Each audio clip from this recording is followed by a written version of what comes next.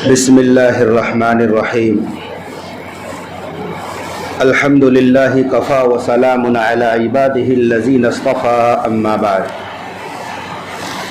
قال اللہ عز وجل اعوذ باللہ من الشیطان الرجیم بسم اللہ الرحمن الرحیم سبحان الذي اسرى بعبده ليلا من المسجد الحرام الى المسجد الاقصى الذي باركنا حوله لنريه من آياتنا انه هو السميع البصير صدق الله العظيم وقال النبي صلى الله عليه وسلم الصلاة معراج المؤمنين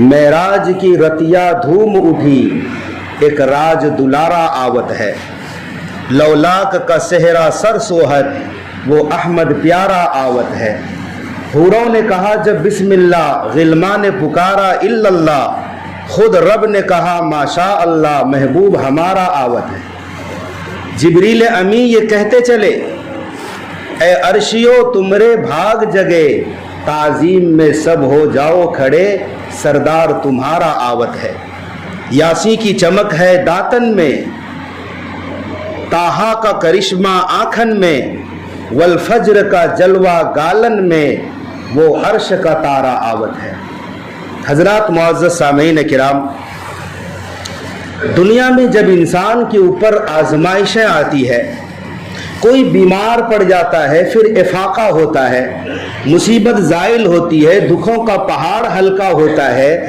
تو مشورہ دیا جاتا ہے کہ چلو سیر و تفریح کر کے آتے ہیں گاؤں جاؤ نا گاؤں کی آب و ہوا لگے گی صحت مند رہو گے فٹ رہو گے بیماری سے اٹھنے کے بعد سیر کرائی جاتی ہے مشورہ دیا جاتا ہے سفر کرو کہیں مہمان بن کر چلے جاؤ آب و ہوا کی تبدیلی ضروری ہے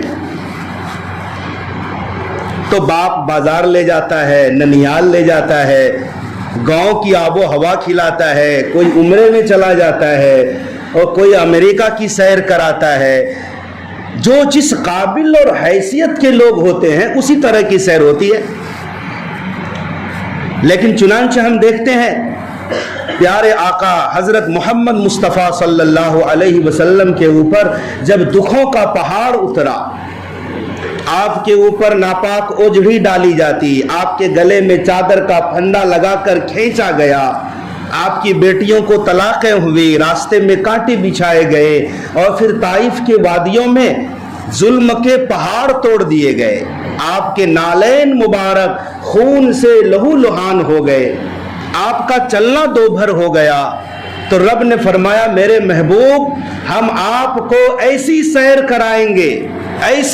کرائیں گے آپ سارے دکھوں کے پہاڑ کو بھول جائیں گے چنانچہ اللہ نے ایسی سیر کرائی ہے آپ کو کہ زمینی سیر تو زمینی سیر رہی آپ کو اللہ نے عرش معلی کی سیر کرائی جہاں تک کوئی انسان نہیں گیا صرف واحد ایک ہستی ہے جس ہستی نے اتنی لمبی سیر کی اتنا لمبا سفر کیا ہے وہ صرف ہمارے اور آپ کے آقا حضرت محمد صلی اللہ علیہ وسلم کی ذات ہے تسلی کے لیے آقا کو اپنے پاس بلایا نبی کو تسلی ہو جائے سکون مل جائے سفر کس نے کرایا سیر کرانے والی ذات اللہ کی ہے سیر کس نے کی سیر کرنے والی ذات اللہ کا محبوب بندہ محمد مصطفیٰ صلی اللہ علیہ وسلم شروعات کہاں سے ہوئی قرآن کہتا ہے مسجد حرام سے اینڈ کہاں ہے آخری منزل مسجد اقصی ہے سفر رات میں ہوئی اسرا سفر کتنے لمحے کتنا ٹائم لگا سفر میں اللہ کہتا ہے لیلا رات کے کچھ حصے میں تھوڑے سے حصے میں مقصد کیا تھا سفر کا لنریہ من آیاتنا ہم اپنے محبوب کو کچھ مشاہدات دکھانا چاہتے تھے عالم بالا کی کچھ چیزیں نبی کو دکھانا چاہتے تھے اپنی نشانیاں دکھلانا چاہتے تھے یہ اس سفر کا مقصد تھا واقعہ معراج تو آپ نے بارہا سنا ہے سنتے رہتے ہیں کہ پیارے مصطفیٰ صلی اللہ علیہ وسلم سوئے تھے آپ کو جبریل نے جگایا پھر مسجد اقصی گئے وہاں انبیاء کی امامت کرائی آقا نے پھر مسجد اقصی سے اوپر کی طرف گئے آسمانوں کی سیر ہوئی ہے پہلا آسمان، دوسرا آسمان، ساتوں آسمان کے اوپر آپ گئے اور وہاں تک گئے کہ جبریل نے بھی ساتھ چھوڑ دیا سدرۃ المنتہا پر۔ اے نبی آپ آگے چلیے، آگے جائیے۔ ہمارے آقا آگے گئے، جبریل کے مقام رفعت سے بھی بلند، تنے تنہا گئے، راز و نیاز کی باتیں ہوئی آپس میں۔ پھر اللہ تعالیٰ نے عظیم الشان تحفہ نماز کا دیا، جو اولاً 50 وقت کی نماز تھی، بعد میں موسیٰ علیہ السلام کی سفارش پر، مشورے پر یہ 5 رہ گئی۔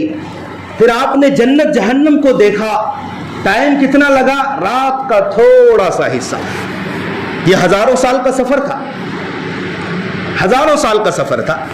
لوگ اعتراض کر سکتے ہیں آسمان کی رفعت دیکھو، وہاں پہنچنے میں کتنے سال لگیں گے، پھر ساتوں آسمان کے اوپر رات کے تھوڑے سے حصے میں کیسے؟ تو ان تمام اعتراضات کا ایک ہی جواب ہے، سبحان الذی اسرا۔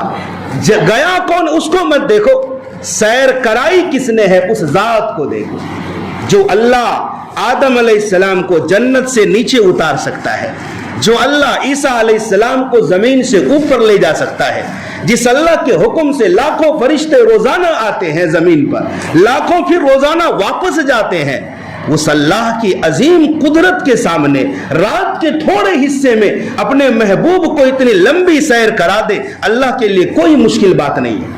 اسی لیے اس سفر کا آغاز ہی لفظ سبحان سے کیا۔ پاک ہے وہ ذات، جو ذات لے گئی ہے سیر کے لیے، اس ذات پر اگر نگاہ رکھو گے تو ہمارا دل بھی کہے گا، زبان بھی کہے گی، ہاں ہاں نبی معراج میں گئے اور اتنا لمبا سفر رات کے ایک حصے میں ہوا ہے۔ یہ ہم سب کا عقیدہ ہے۔ اس سفر میں پیارے آقا صلی اللہ علیہ وسلم نے جب آپ سدرۃ المنتہا گئے ہیں نا، تو وہاں پر آپ نے جنت اور جہنم کو دیکھا ہے۔ جنت اور جہنم کی سیر اللہ تعالیٰ نے کرائی ہے۔ سدرۃ المنتہا کے پاس جنت ہے، عند سدرۃ المنتہا عندہا جنت الماوا۔ سدرۃ المنتہا کے پاس جنت الماوا ہے۔ سوال یہ ہے کہ جنت تو اوپر ہے، نیک لوگوں کی روحیں علیین میں رہتی ہے اور برے لوگوں کی روحیں سجین میں رہتی ہیں۔ زمین، ساتوں زمین کے نیچے تحت الثری میں جہنم ہے، اور جنت یہ ساتوں آسمان کی بلندی پر ہے۔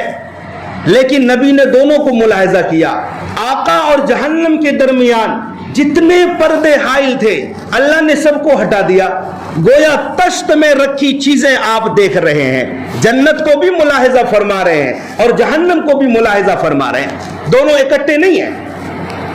جنت کا مقام اور ہے، جہنم کی جگہ اور ہے، لیکن دکھلانے کے لیے گویا کہ اسکرین چالو ہو گیا ہے اور آقا علیہ الصلوۃ والسلام جہنم کو بالکل اپنے سامنے دیکھ رہے ہیں۔ تو آج صرف اسی ٹاپک پر بات ہوگی، لِنُرِيَهُ مِنْ آیاتنا۔ معراج کا مقصد کیا تھا؟ ہم اپنے محبوب کو اپنی چند نشانیاں دکھلانا چاہتے تھے۔ آقا علیہ السلام جنت گئے، جنت میں بلال حبشی کے قدموں کی آہٹ سنی گئی۔ شب معراج میں آپ جنت میں داخل ہوئے تو یوں محسوس ہوا کہ نبی سے آگے کوئی شخص چل رہا ہے اور چلنے کی آہٹ محسوس ہوئی۔ تو جبریل علیہ السلام سے پوچھا میرے آگے کون جا رہا ہے؟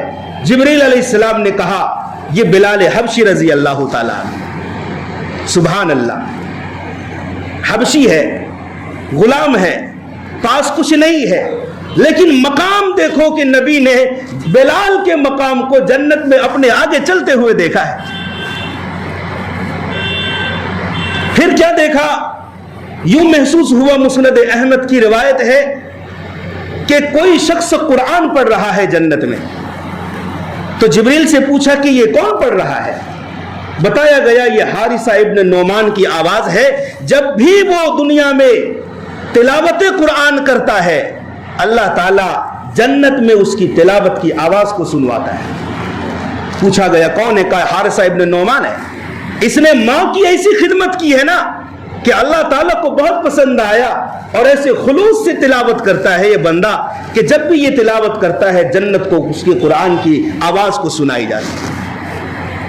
پھر آپ نے ایک محل دیکھا، بڑا خوبصورت اور بڑا سا محل ہے،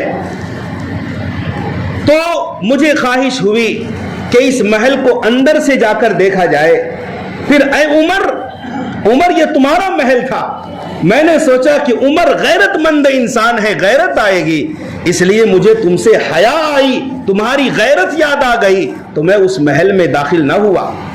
حضرت عمر نے سنا تو رونے لگے، کہا یا رسول اللہ آپ اگر میرے محل کو دیکھ لیتے تو یہ غیرت کی کہاں سے بات، آپ تو میرے آقا ہیں۔ تو جنت میں صحابہ کے محلات کو اور صحابہ کے بلند درجے کو آپ نے شب معراج میں جا کر کے دیکھا ہے۔ اسی طرح جہنم کو دیکھا۔ آقا علیہ الصلوۃ والسلام جب جہنم کے اندر آقا نے جہنم کا مشاہدہ کیا تو آقا فرماتے ہیں میں نے جہنم میں جانے والوں کی جو تعداد دیکھی، عورتوں کی تعداد زیادہ تھی، مرد سے زیادہ عورتیں جہنم میں جا رہی تھی۔ تو میں نے پوچھا یہ کیا بات ہے؟ کہا دو وجہ سے، ایک تو عورتیں شوہروں کی نافرمانی کرتی، نمبر دو عورتیں چغل خور زیادہ ہوتی ہیں۔ یہ تو وہ صفت ہیں جن کی وجہ سے عورتیں جہنم میں مردوں سے زیادہ جا رہی ہیں۔ آقا علیہ السلام نے اسی شب معراج میں جہنم کے اندر دیکھا۔ دیکھنے والا کون ہے؟ اللہ کا سب سے محبوب بندہ ہے، کائنات کے سردار ہیں، فخر رسول ہیں، امام الانبیاء ہیں، نوریوں کے سردار ہیں، بشریوں کے سردار ہیں، سب کے سب سردار ہیں، گویا خلاصہ کائنات ہیں۔ پہاڑ ایک جگہ سے ہٹ سکتا ہے، نبی کا فرمان بدل جائے یہ ہو نہیں سکتا، نبی کے قول میں جھوٹ کا شائبہ اور ریب بھی نہیں ہو سکتا۔ جو دیکھ کر آئے ہیں اس پر ایمان لانا ضروری ہے۔ جہنم کے اندر دیکھا آقا نے، بعض لوگ ہیں جن کے ناخن تانبے کے ہیں، لمبے لمبے تانبے کے ناخن ہیں اور اپنے چہروں کو نوچ رہے ہیں۔ کتنا بھیانک منظر ہوگا، ناخن تانبے کے اور اپنے چہروں کو نوچ رہے ہیں، گویا خون زدہ چہرہ ہو گیا ہے، اور یہ مسلسل عمل جاری ہے۔ تو جبریل علیہ السلام سے پوچھا یہ کون لوگ ہیں؟ جبریل علیہ السلام نے بتایا کہ یہ لوگ غیبت کرنے والے ہیں، یہ لوگ غیبت کرنے والے ہیں، لوگوں کی عزتوں کو نیلام کرنے والے ہیں۔ اور قرآن حکیم نے تو غیبت کرنے والے کو اپنے مردار بھائی کے گوشت کے کھانے کے برابر قرار دیا۔ اَيُحِبُّ أَحَدُكُمْ أَن يَأْكُلَ لَحْمَ أَخِيهِ مَيْتًا فَكَرِهْتُمُوهُ، کیا تم میں سے کوئی پسند کرتا ہے کہ اپنے مرے ہوئے بھائی کا گوشت کھائے؟ کوئی پسند نہیں کرو۔ آقا علیہ السلام نے غیبت کرنے والے کی جو سزا ہے، جو قیامت تک آنے والے لوگوں کی سزا ہے، شب معراج میں آقا کو دکھلایا گیا ہے۔ اور ایک حدیث میں اس طرح سے آیا الغیبت اشد من الزنا، اللہ اکبر، الغیبت اشد من الزنا، غیبت زنا سے زیادہ سنگین جرم ہے۔ بہرحال آقا علیہ السلام نے کا گزر کچھ ایسے لوگوں پر ہوا جن کے پیٹ اتنے بڑے تھے، اتنے بڑے بڑے تھے، گویا کہ انسانوں کے رہنے کے مکانات ہو، بڑے بڑے کمرے اور روم ہوتے ہیں نا، کمرے کے برابر ان لوگوں کے پیٹ بڑے بڑے تھے، اور ان کے پیٹوں میں سانپ تھے جو باہر سے نظر آ رہے تھے۔ اللہ اکبر، اس کی سنگینی کا کیا عالم ہوگا۔ گھروں کے برابر پیٹ ہے اور پیٹ کے اندر سانپ ہے اور باہر سے نظر آ رہے ہیں وہ۔ آقا علیہ السلام نے پوچھا جبریل یہ کون لوگ ہیں؟ جبریل علیہ السلام نے بتایا یہ سود کھانے والے لوگ ہیں۔ اللہ اکبر کبیرہ، سود کھانے والے لوگ ہیں۔ سود خوروں سے تو رب تبارک و تعالیٰ کا اعلان جنگ ہے۔ جو لوگ سود کھاتے ہیں وہ اللہ سے مقابلہ کرنا چاہتے ہیں، للکار رہے ہیں وہ لوگ اللہ، اعلان جنگ ہے۔ مختلف شکلیں ہیں، مروجہ شکلیں ہیں زمانے میں، اور گویا زندگی محال ہو گئی ہے لوگوں کی۔ बैंक के जरिए से हो, सूदी कारोबार के जरिए से हो, बहरहाल किसी भी जरिए से हो, सूद खाना और खिलाना ये बड़ा संगीन जुर्म है। और आका अलैहिस्सलाम ने ऐसे लोगों के बारे में क्या वईद इरशाद फरमाई।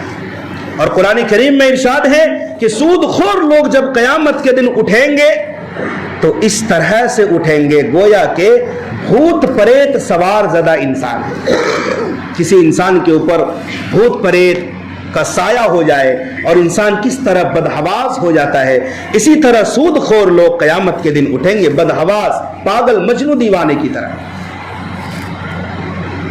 इसी सफर मेराज में आप अलैहिस्सलातु वस्सलाम का गुजर चंद ऐसे लोगों पर हुआ, उनके सामने एक हांडी में ताजा गोश्त है, दूसरी हांडी में सड़ा हुआ कच्चा बदबूदार गोश्त है। ये लोग ताजा गोश्त को नहीं खा रहे, ये लोग कच्चा बदमजा सड़ा हुआ बदबूदार गोश्त खा रहे हैं। तो जिब्रील अलैहिस्सलाम से पूछा ये क्या बात है, ये लोग अच्छा गोश्त नहीं खा रहे और सड़ा हुआ बदबूदार गोश्त खा रहे हैं। तो जिब्रील अलैहिस्सलाम ने बताया ये वो लोग हैं जिनके पास पाकीज़ा तय्यब अच्छी बीवी थी, हलाल बीवियां थी, इनको छोड़ दिया। हलाल बीवियों की मौजूदगी में फासिको फाजिर बदकार औरतों के साथ रात गुजारते थे, गोया के अच्छे गोश्त को छोड़कर बदबूदार गोश्त खा रहे हैं। और इनमें वो औरतें भी हैं जिनके पास हलाल शौहर हैं, तय्यब पाकीज़ा शौहर हैं, और उन शौहरों को छोड़कर गैर मर्दों के साथ रात गुजारती हैं। क़यामत तक आने वाले ऐसे लोगों के बारे में अल्लाह ताला ने शब मेराज में हश्र बता दिया है। इसी तरीके से प्यारे आका हजरत मोहम्मद सल्लल्लाहु अलैहि वसल्लम का गुजर कुछ ऐसे लोगों पर हुआ कि जिनके शर्मगाह आगे पीछे चिथड़े लिपटे हुए हैं, और वो लोग बैल और ऊंट की तरह जहन्नम के खारदार दरख्तों और पत्थरों को खा रहे हैं। बड़ा बुरा हश्र था। पूछा ये कौन लोग हैं? जिब्रील अलैहिस्सलाम ने बताया ये आपकी उम्मत के ऐसे लोग हैं जो अपने मालों की ज़कात अदा नहीं करते। ये भी बड़ा संगीन जुर्म है, गुनाह कबीरा है। और कुरान करीम ने तो यहां तक कहा कि जो लोग अपने मालों की ज़कात अदा नहीं करते उनके मालों को कल क़यामत के दिन आग में तपाया जाएगा, फिर उनके पेशानी को जो लोग ज़कात अदा नहीं करते, और उनके पीठों को और उनके पहलुओं को दागा जाएगा। और हदीस शरीफ में इस तरह आया है कि जिस शख्स के ऊपर ज़कात फर्ज है और उसने ज़कात अदा नहीं की, ज़कात अदा नहीं करता, कल क़यामत के दिन उस शख्स के गले में एक गंजा सांप लटका दिया जाएगा, जिस सांप के सर के ऊपर 2 निशान होंगे। ये ज्यादा जहरीला होने की निशानी है। और वो सांप उस शख्स को डसेगा, अपने मुंह में उस शख्स का मुंह पकड़ लेगा, जबड़े को पकड़ेगा और क्या कहेगा, मैं ही तेरा खजाना हूं, मैं ही तेरा माल हूं। तो जिस माल की ज़कात अदा ना की जाए उसका हश्र कुरान और हदीस में इस तरह से बयान किया गया है। आका अलैहिस्सलाम ने इसी शबे मेराज में, सफर मेराज में देखा कि एक शख्स लेटा हुआ है और दूसरा शख्स खड़ा है, एक बड़ा पत्थर लेकर खड़ा है, और उस पत्थर से उस सोए हुए शख्स को इतनी जोर से मारता है कि उस शख्स का सर चूर चूर हो जाता है और वो पत्थर लुढ़क कर दूर चला जाता है। तो ये शख्स मारने वाला उस पत्थर को लेने के लिए जाता है। जब लेकर वापस आता है तो सोए हुए आदमी का सर बिल्कुल दुरुस्त हो जाता है। फिर दोबारा उसके सर को मारा जाता है। यह सिलसिला जारी रहता है, रुकता नहीं है ये अमल। हमारे आका ने जिब्रील अलैहिस्सलाम से पूछा ये कौन लोग हैं, ये कौन है, क्या माजरा है, क्यों मारा जा रहा है? तो जिब्रील अलैहिस्सलाम ने बताया कि जिस शख्स को मारा जा रहा है ये वो शख्स है जो नमाज में काहली और सुस्ती करता है। یہ قیامت تک آنے والے لوگوں کا حشر بیان ہو رہا ہے، صرف ایک آدمی کا نہیں۔ اس کا سر بوجھل ہو جاتا تھا، پیشانی پر بل آ جاتا تھا، حیا علی الصلاۃ کی صدا سن کر وہ مچلتا نہیں تھا رب کی پروردگار کی عبادت کے لیے، اپنے کام میں پھنسا رہتا تھا، سستی کرتا، کاہلی کرتا تھا۔ اس کا یہ حشر ہے۔ اسی سفر معراج میں نماز کی فرضیت ہوئی ہے، جو کہ پہلے 50 وقت کی نماز تھی اور آخر میں 5 رہ گئی، لیکن اللہ کا وعدہ ہوا محبوب یہ دیکھنے میں 5 ہے، اصل کے اعتبار سے 50 ہے۔ آپ کی امت کا فرد جب 5 ادا کرے گا ثواب میں 50 کا دوں گا، سبحان اللہ، ثواب 50 کا دوں گا، اور اللہ کا وعدہ ہے ایک نیکی پر 10 دیتا ہے اللہ، تو جو 5 ادا کرے گا تو اسے 50 ملے گا۔ الصلاۃ معراج المومنین، نماز مومنوں کی معراج ہے۔ جعلت قرۃ عینی فی الصلاۃ، آقا نے کیا فرمایا؟ میری آنکھوں کی ٹھنڈک نماز میں رکھی گئی ہے۔ آنکھوں کی ٹھنڈک سے کیا مراد ہے؟ میرے نبی کا سکون ہے نماز میں، میرے نبی کے دل کا سکون ہے نماز میں۔ جیسے کہا جاتا ہے نا، والدین ماں باپ کہتے ہیں یہ میرا بیٹا اتنا اچھا ہے کہ میرا دل ٹھنڈا ہو جاتا ہے۔ دل ٹھنڈا ہونے سے کیا مراد ہے؟ کہ وہ برف لا کے رکھتا ہے۔ دل ٹھنڈا ہونے سے مراد یہ ہے کہ ایسا فرما بردار لڑکا ہے، اطاعت شعار لڑکا ہے کہ ماں باپ کی ایسی خدمت کرتا ہے کہ ماں باپ کے دل کو سکون پہنچاتا ہے، تو گویا دل ٹھنڈا ہو جاتا ہے۔ ہمارے آقا فرماتے ہیں کہ میری امت جب نماز پڑھتی ہے تو میرا کلیجہ ٹھنڈا ہو جاتا ہے۔ اور جب آپ نماز پڑھتے تھے نا تو میرے بھائیوں، نبی صلی اللہ علیہ وسلم جب نماز سے فارغ ہوتے تو دل میں خوشی محسوس کرتے تھے، بے چینی دور ہو جاتی تھی۔ تو سفر معراج صرف ایک واقعہ کے طور پر نہیں، اس سفر سے ہمارے لیے بہت سارے اسباب ہیں۔ عبرت کی نگاہ سے دیکھیں، اس سفر میں بہت سارے ہمارے لیے سبق چھپے ہوئے ہیں، اور ہم ہیں کہ بس صرف جمعہ کے نمازی ہیں۔ اللہ معاف کرے، نماز کا چھوڑنا بہت بڑا گناہ ہے۔ نماز تو نماز، جماعت چھوڑنے پر وعیدیں ہیں، جماعت چھوڑنے پر۔ آقا علیہ السلام نے ایسے لوگوں کے گھروں کو آگ لگانے پر آقا آمادہ تھے، ایسے لوگوں کے گھروں کو آگ لگا دوں جو بغیر کسی عذر کے گھروں میں نماز پڑھتے ہیں، نماز پڑھتے ہیں لیکن گھروں میں نماز پڑھتے ہیں اور مسجد میں شریک نہیں ہوتے جماعت میں۔ میرے بھائیوں، اسلام اور کفر کے درمیان جو سرحد قائم ہے نا وہ نماز ہے۔ اسلام اور کفر کے درمیان جو سرحد، جو بارڈر ہے، باؤنڈری ہے، وہ نماز ہے۔ زندگی سے نماز نکال دو کو اسلام اور کفر میں کیا تمیز رہ جائے؟ اسی باؤنڈری کو آقا نے اس مثال سے سمجھایا ہے، من ترک الصلاۃ متعمدا فقد کفر۔ اللہ اکبر، کتنا بڑا فتویٰ میرے آقا نے لگایا کہ جس نے عمدن، جان بوجھ کر نماز چھوڑ دی اس نے کفر کیا ہے، اس نے کفر کیا ہے۔ اس لیے سوچیں، صرف کھانا کمانا ہمارا مقصد نہ ہو۔ کوئی بھی مسلمان ہے، عاقل ہے، بالغ ہے، مسلمان ہے تو اولین فریضہ نماز ہے۔ اس کے بغیر زندگی نہیں ہے مسلمانوں کی، اس کے بغیر زندگی ہی نہیں ہے۔ اللہ تبارک و تعالی ہم سب کو عمل کی توفیق عطا فرمائے۔